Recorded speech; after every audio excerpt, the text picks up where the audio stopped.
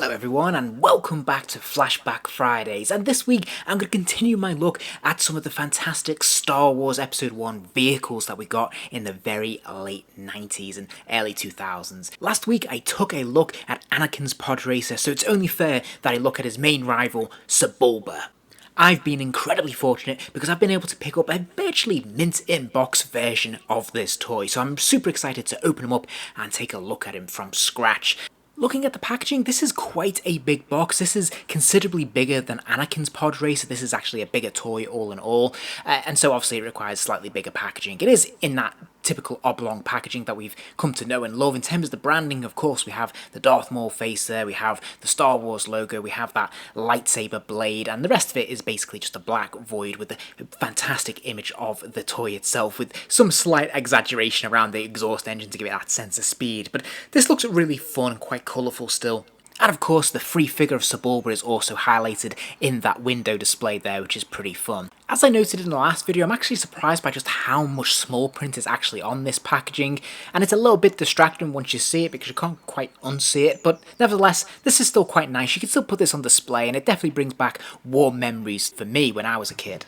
The back of the packaging offers more of the same, really much more small print. Again, we have the Star Wars logo and branding there, but we also see some of the other figures available in this collection, that first wave of action figures, which I remember seeing these for the first time. I was so excited as a kid when I saw this first wave. And then we see some of the other vehicles. We actually see the Naboo Starfighter listed down here as well. And then, of course, on the right-hand side, we actually have listed some of the action features, but crucially, we also have a little bit of a background going on in terms of the photography as well, which makes us look a bit more authentic, which is quite cool. So, again, pretty displayable and quite fun.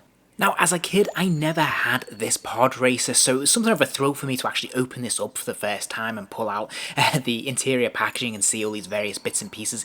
It even comes with those stickers brand new, and I forgot that you had to actually apply these back in the 90s. This was so cool and so exciting. Wonderful to have this just brand new and mint. Sebulba's Podracer definitely takes a little bit more assembly than Anakin's did. There's actually a lot more moving pieces that kind of have to be snapped into place, but it's fairly easy and self-explanatory, and it shouldn't cause too many problems. And I have to say, the overall effect is quite striking when it's all put together. And just as I found with Anakin's Podracer last week, I'm very impressed with this suspension, these metal rods that we have in place to sort of elevate the cockpit of the Podracer against those big turbines at the front of the vehicle. It actually elevates them really well and creates that sort of sense of levitation, which is absolutely fantastic. And once you've put it all together, I have to say, it's actually a bit of a beast. This is quite a monster. This is a very good size. This is probably twice the size of Anakin's Podracer, and it looks really hefty and very strong. That vibrancy of the orange is really striking and very attractive. And the use of these stickers as well is really good. After all these years, they still work really well, and the adhesive is just as sticky today as it was the day it was printed. And they just look fantastic. There's actually a lot of detail in here, and I'm always surprised by just how effective these stickers are in terms of adding that extra depth, texture, and just detail. I just think they do a fantastic job, and all in all, there's actually loads of detail. I love the sculpting on this vehicle, plus the paint apps are very neatly and aesthetically applied, so it looks really authentic and realistic. There's nice shadowing and washes running through this to make it look like it's used, it's lived in, it's seen a few races in its time, but at the same time it's colourful and attractive and really toyetic. And I think it's just walking that tightrope between two worlds that works so well. And all these years later, it still makes a fantastic display piece, almost like a model, more so than a toy, and yet it serves both functions very well. As mentioned, it does of course also include a free Sebulba figure to drive this beast, and this is pretty cool. At the time, this was the only way you could get Sebulba, so this is quite nice to have a key character from this film included, and it works really quite nicely. He's got 5 points of articulation with just a swivel at the neck there, allowing his head to move from side to side, another swivel at the top of his shoulder, and then finally another swivel at the top of his leg there as well. Now, this is quite nicely sculpted and nicely painted, and he is obviously sculpted in such a way that he's going to be easy to slide into the cockpit. And you'll notice that his hands are molded in such a way that they can actually grip on to the handlebars there in the cockpit, which I think is a really cool touch and works very nicely.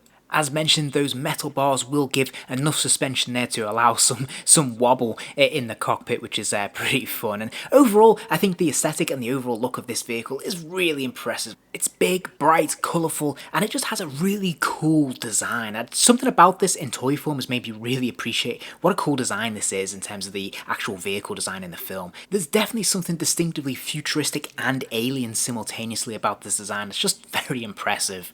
But we're not done yet, because of course there is also a hidden action feature. In this central bar here there is a button that you can press, and that pops out the hidden compartment, the rotary blade, and of course you can extend those blades out, and if you keep pumping that trigger there, it will rotate that blade around for when Sebulba is up to his dirty tricks. And as a quick scale comparison, here it is standing next to Anakin's Podracer, so you can see just how much bigger and taller and wider this vehicle is and how impressive it is. I think this is absolutely astonishing. I really liked Anakin's Podracer. I thought it was bright and colourful, and that's certainly true of Sebulba's, but Sebulba's just so much bigger and so much more epic, and it just has a lot more appeal aesthetically. It's much more eye-catching, a lot more detail on it as well, and it just looks really, really fun and interesting. There's no two ways about it. This is a fantastic made vehicle. A lot of love and care and attention's gone into this. It feels really solid, like good quality, and it just looks $1 million really. It's hard to believe that we're getting toys of this quality and caliber in the late 90s. Even by today's standards, this is a fantastic toy, and I think you could legitimately own this as a model as well. You could suspend this from your ceiling, you can put it in a glass cabinet, and it's still going to look absolutely fantastic. So I have to say, all round, this is still a pleaser all these years later as an adult collector, as much as it was as a toy when I was a kid. If you enjoyed this video, please do give it a like, and remember to subscribe, as there'll be plenty more videos soon.